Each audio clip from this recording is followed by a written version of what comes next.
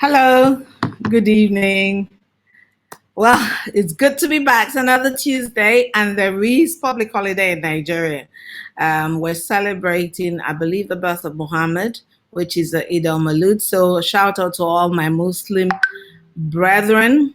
I hope you had a restful day. We all had a very, very lovely day, and it's really hot in Lagos right now. So, I hope wherever you are, you're staying cool, you're staying refreshed. If you're in a hot place, then you better be taking loads and loads of fluids. So it's another edition of Ask Chioma Anything on Enterprise Experts. Have you joined our group?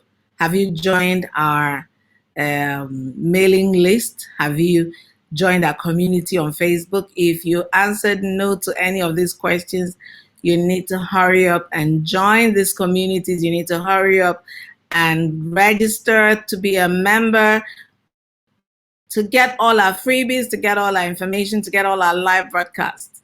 And you can follow us on Facebook. Just go to Enterprise Experts. One word, no double E in the middle, just Enterprise Experts. And you can also go to our website, www.enterpriseexperts.com. And you can join our mailing list there. You can follow us on Instagram. You can just be part of our community. You can come with your friends if you love what we're doing. So every Tuesday night we have the Ask Chioma Anything session. So for the last 3 weeks or so, we dealt with questions around fundraising, raising funding for your business. How do you raise funding? Do you raise funding by equity? Do you raise by debt? What type of debt? What type of equity? And whatnot. We addressed all of that. So why don't you go to our website and download the videos or watch the videos again? And I'm sure in the next week or so, we will come up with a blog post that addresses those things. So yeah, I look forward to seeing you join our community. Okay. Now tonight I have a question, and the question is, of course, the person didn't leave their name. I'm beginning to get used to people not leaving their names when they ask questions. But the question says, as a small business, what marketing options best work for me? How do I get in customers and clients? I am an entrepreneur in the business consulting sector. Help. Okay, so the first thing is, I would have said, what business do you do, as usual, but you already answered the question. And so you've told me that you're in the business consulting sector, which is a good area. In fact, I should get to know you, because I would love to have you as a guest here, so people who are running businesses can learn a thing or two from you. Now, you're asking about marketing. How do you grow your business? How do you grow your clientele? So there are a number of things you need to consider. The first thing is, who do you want to appeal to? What kind of businesses are you interested in? Are you interested in businesses?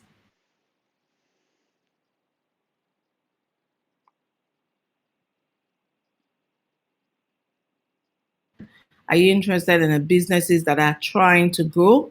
That's in their growth phase, they're in their expansion phase. Or are you interested in businesses that are mature and you're just looking to new subsidiaries, help them in different ways? So what business cycle appeals to you? What stage of a business appeals to you? Okay, so you need to determine that. The second thing is, when you determine your target market, it would also help you determine the right platform to advertise on. Now, so once you know who your target market is, you know the kind of reach they have, the kind of platforms they use. So if you decide that your focus is going to be on entrepreneurs who are working from home, for instance, or people who are in the food business, who are going to be mostly dealing with logistics and different kinds of logistics problems. So you want to advise their businesses, or you want to help grow your clientele in this space. Your target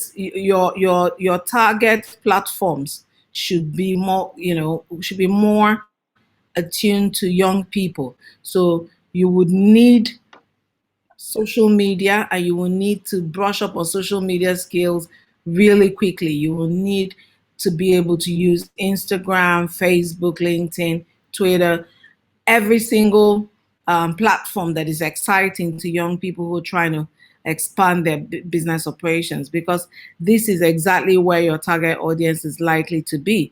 So if you're targeting SMEs, young SMEs that are doing a particular new thing, maybe the IT, the what you call it, infotech sector, you know that these people are largely working from home. They're not, email marketing, they're not going to read it. They're not going to read those emails. That's a reality.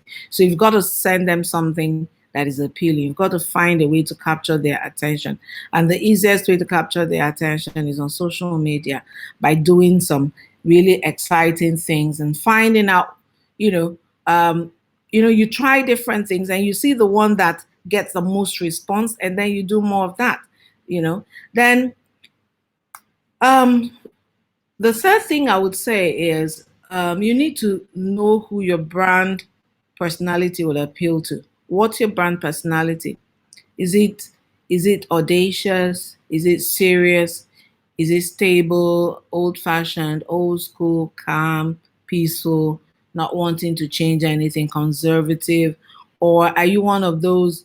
Does your brand represent um, you know, excitement, change, constantly looking for new ideas, constantly thinking, about pushing boundaries, shaking the table? What does your brand represent? Now, once you know what your brand represents, then you will then begin to see or determine the kind of people that your brand would appeal to. Who are these people? Where would you find them? Where what segments of the market do they operate? So who does your brand personality appeal to? Who is going to be excited by your brand? Who is the person that is vibrant and fresh that you're interested in reaching?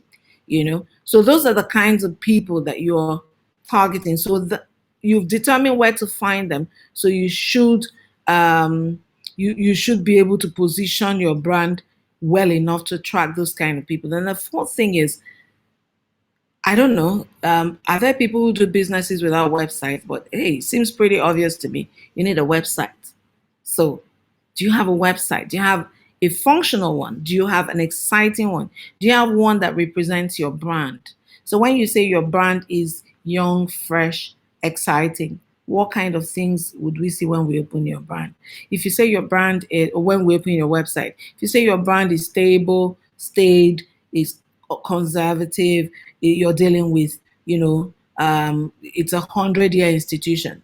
When we get to your website, what should we expect to see? So you must have a website. A website is really key, because a website is like the key to your soul, your business soul. So it's important that we know what it is. Then it's important that you create and deliver value. Um, you know, you can create value, but if you don't deliver it, if you don't please the clients, no matter how well you've created value, you're not going to get repeat customers. And who's your biggest form of advertising? It's people who have dealt with you. It's people who know you, people who have had an encounter with you. They're the ones that are best placed to say, oh, my guy, if you're looking for this, if you're looking for someone to take your business to the next level, to take you through the ropes, this is the organization to talk to. If you haven't treated them well, if you haven't delivered value, even if you've created value, if you haven't delivered in terms of quality of that delivery in terms of how customer centric your delivery has been, how committed you've been, how well you've engaged with your clients, how well you've met their specific needs, how responsive you've been, how timely you've been, how seriously you've taken their mandate. If you have not delivered on these things, you won't stand out. In fact, you will stand out, but you stand out very negatively. So it's important that you ensure all these align. And then the sixth thing is, you should from time to time, if you're in that space, offer giveaways. Now, let me explain to you what I mean by giveaways. I don't mean do a promo, because it's not every business that can do a promo. But in the consulting industry, there would be some freebies that you can add on that you don't have to bill for. There are some things you can say, okay, you know what, I'm going to provide you with additional research. And no, don't worry, you don't have to pay. I'll cover this one. So you must give value, you must offer giveaways from time to time. People always feel comfortable and confident that you have their back when you give something back, when it's not always about money, when it's not always about, oh, I'm sending you my invoice, you need to pay. If you just do those things from time to time, you would find that these clients would not forget you in a hurry. And of course, if they don't forget you in a hurry, guess what they're going to do? They're going to ensure that they recommend you at every opportunity they get. Finally, you must segment your market. So if you're doing your giveaways, it's important to determine what to give away to this segment of the market and what to give away to that segment of the market. There is no one size fits all in gift giving. It's important that you understand, because you show, how do you say it? You show emotional intelligence. You show intuitiveness when you give gifts that are appropriate. So in doing your takeaways, in giving your freebies to your clients, you must determine what is important to this client that they would value and what is important to that client that they would value. Yep, I hope this has helped you. I hope that you found it intuitive and you found it helpful. I look forward to seeing you next week, Tuesday. Please, if you've liked this, don't forget to share. Don't forget to like. Don't forget to, invite your friends to join our community where we're trying one day at a time to change your businesses and position them for better results. Join us same time now. Oh, yeah, before I forget.